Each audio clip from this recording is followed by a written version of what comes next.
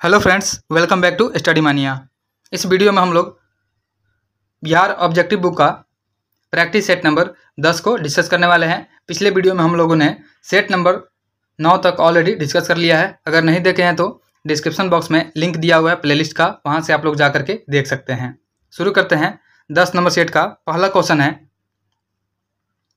प्राचीन नालंदा विश्वविद्यालय को किस वर्ष विश्व विरासत स्थल की सूची में शामिल किया गया है? तो प्राचीन नालंदा विश्वविद्यालय को 2016 ईस्वी में विश्व विरासत सूची में शामिल किया गया है। ऑप्शन बी हमारा राइट आंसर हो जाएगा। अगला है, निम्नलिखित नदियों में से कौन सी नदी हिमालय क्षेत्र की नदी नहीं है? तो इसमें जो सकरी नदी है यह हिमालय क्षेत्र की नदी नहीं होगी। ऑप्शन बी राइट आंसर हो जाएगा। बाकी जो है बागमती और घाघरा यह हिमालयी नदियाँ है। नेक्स्ट है, किस स्थान से गंगा नदी समतल भूमि पर बहना प्रारंभ होती है? तो यह हो जाएगा हरिद्वार। हरिद्वार में प्रवेश करने के बाद जो है गंगा नदी समतल भूमि पर बहना प्रारंभ करती है। ऑप्शन ए हमारा राइट आंसर हो जाएगा। नेक्स्ट है, अगला क्वेश्चन है, क्वेश्चन नंबर 4 है, दिए गए विकल्पों में किस जिले में पुरानी जलोढ़ मिट्टी की सर्वाधिक बहुलता पाई जाती है? तो पुरानी जलोढ़ मिट्टी की सबसे अधिक बहुलता जो पाई जाती है यह पाई जाती है गया में। ऑप्शन सी हमारा राइट आंसर हो जाएगा।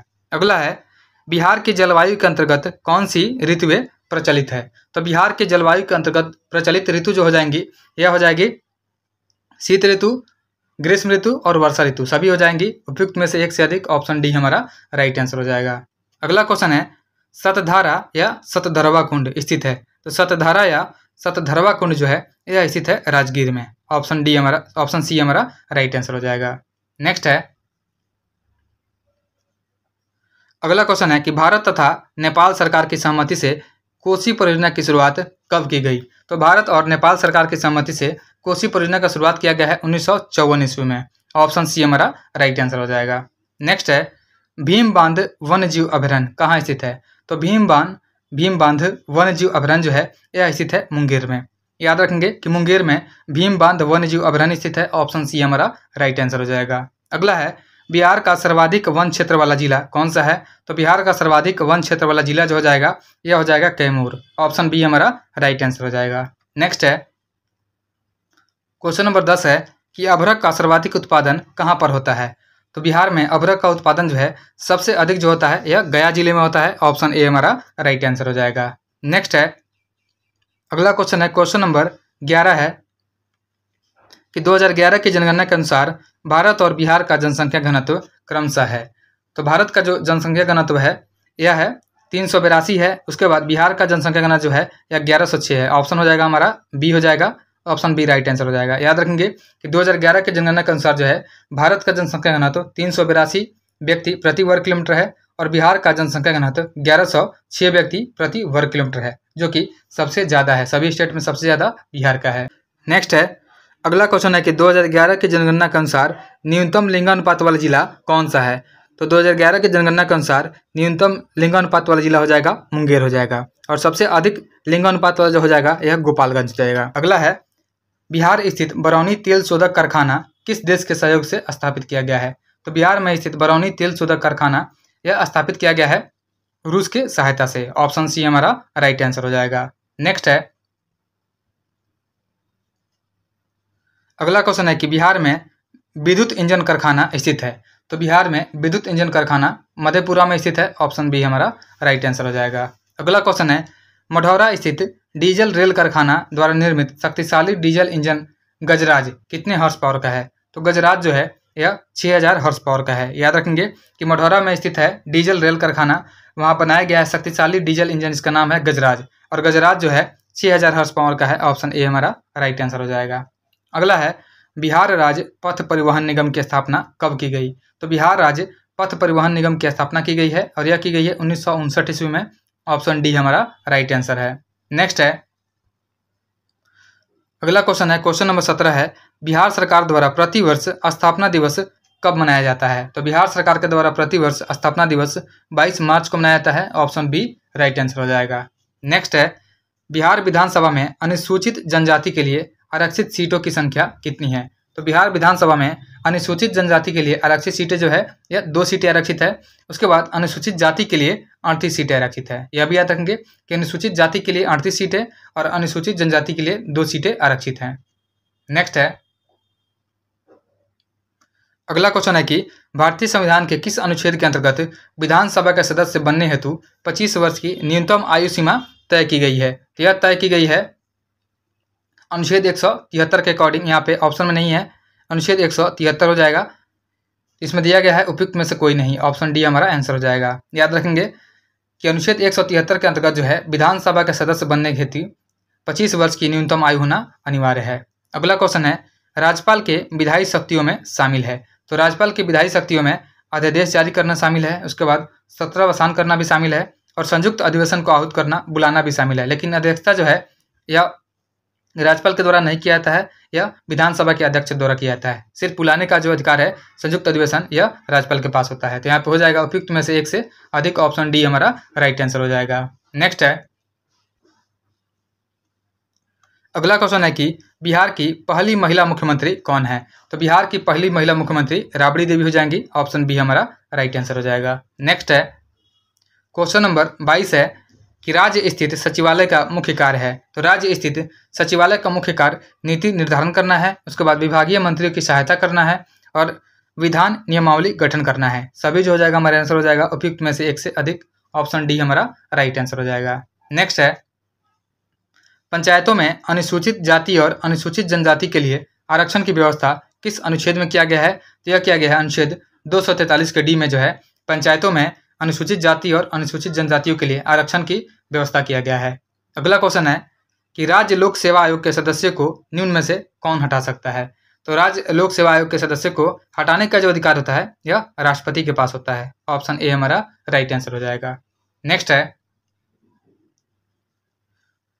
अगला क्वेश्चन है, क्वेश्चन नंबर 25 है कि किस वर्ष उर्दू को बिहार की दूसरी राजभाषा घोषित किया गया था? तो उर्दू को बिहार की दूसरी राजभाषा घोषित किया गया था 1984 ईस्वी में, ऑप्शन सी हमारा राइट आंसर हो जाएगा। नेक्स्ट है, बिहार में नमक सत्याग्रह की शुरुआत कहाँ से किया गया था? तो बिहार में नमक सत्याग्रह का शुरुआत किया गया था, यह चंपारण और सारण दोनों हो जाएगा, तो ऑप्शन हो जाएगा हमारा उपयुक्त में से एक से अधिक हो जाएगा। नेक्स्ट है, किस क्षेत्र में राहुल सांकृत्यायन ने 1920 के असहयोग आंदोलन में सक्रिय रहे थे? तो यह सक्रिय रहे थे अन्नवारी या अंबारी, यानी अंबारी क्षेत्र से जो है राहुल सांकृत्यायन 1920 के असहयोग आंदोलन में सक्रिय थे। नेक्स्ट है, अगला क्वेश्चन है कि बिहार के किस जिला के लोगों ने चौकीदारी कर देना बंद कर दिया था? तो चौकीदारी कर देना बंद कर दिया गया था, यह सारण, पटना और बेतिया, सभी जगह के, इन तीनों जगह के लोगों ने चौकीदारी कर देना बंद कर दिया था, ऑप्शन डी हमारा राइट आंसर हो जाएगा। नेक्स्ट है, अगला क्वेश्चन है कि बिहार में द्वैत शासन प्रारंभ होने के बाद बिहार के गवर्नर कौन बने थे? तो बिहार में द्वैत शासन आरंभ होने के बाद जो है बिहार के गवर्नर बने थे, यह बने थे सत्येंद्र प्रसाद सिन्हा, ऑप्शन ए हमारा राइट आंसर हो जाएगा।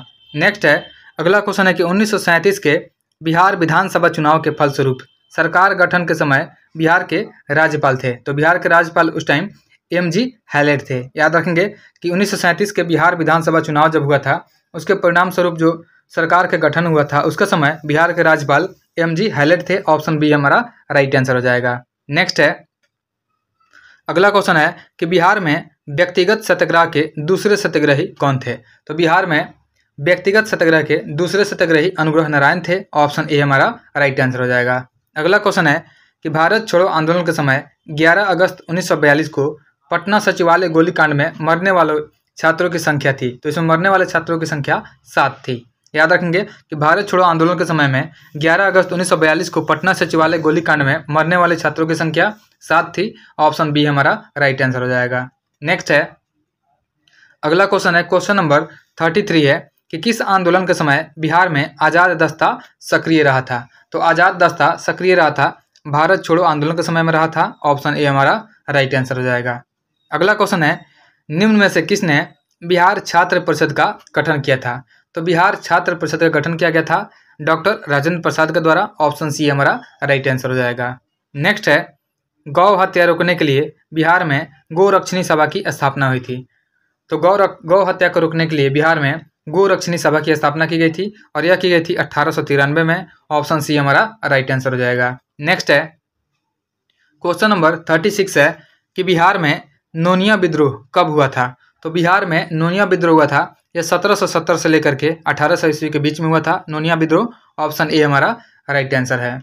नेक्स्ट है, निम्न में से कौन सा क्षेत्र जो है फ्रांसीसी व्यापारियों का व्यापारिक केंद्र था?